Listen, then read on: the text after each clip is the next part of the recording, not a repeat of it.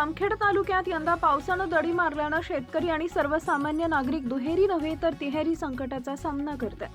पावसाळा सुरू होऊन 2 महिने उलटूनही समाधानकारक पाऊस न झाल्यानं खरीप हंगामातील पिकं धोक्यात आली आहेत। त्यातच जीवनावश्यक वस्तूंच्या वाढत्या दरामुळे सर्वसामान्यांच्या जगण्याचा खर्च वाढला असून आर्थिक कसरती करावी लागतात। शेतकऱ्यांची मोठ्या आशेनं कापूस, सोयाबीन, तूर, मूग, उडीद आदी खरीप पिकांची पेरणी केली, मात्र पुरेशा पावसाअभावी पिकांची वाढ खुंटली असून अनेक ठिकाणी पिकं करपू लागली आहेत। उत्पादनात मोठी घट होण्याची शक्यता निर्माण झाल्यानं शेतकऱ्यांसमोरील आर्थिक संकट अधिकच गडद झालंय।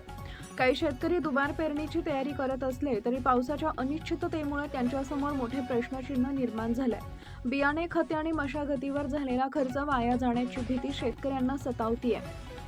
जीवनावश्यक वस्तूंच्या वाढत्या दरानं सामान्यांचे बजेट कोलमडलंय। एकीकडे शेती संकटात असताना दुसरीकडे खाद्यतेल, शेंगदाणे, तूर डाळ, मूग डाळ, उडीद डाळ तसेच इतर जीवनावश्यक वस्तूंच्या किमती वाढतायत। किराणा साहित्यांच्या वाढत्या दरामुळे सामान्य कुटुंबांचे मासिक बजेट कोलमडलंय।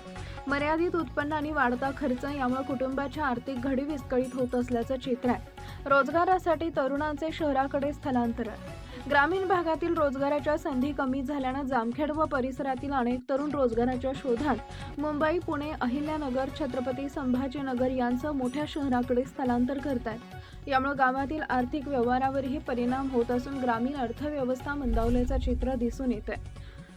वाढती महागाई या तिहेरी संकटामुळे शेतकरी आणि सर्वसामान्य नागरिक हतबल झाले। शासनाने महागाईवर नियंत्रण आणण्यासाठी प्रभावी उपाययोजना कराव्यात। शेतकऱ्यांना तातडीनं आर्थिक मदत, पीक विमा व विमा नुकसान भरपाई द्यावी, तसेच ग्रामीण भागात रोजगार निर्मितीच्या योजना प्रभावीपणे राबवाव्यात, अशी मागणी नागरिकांकडून होते।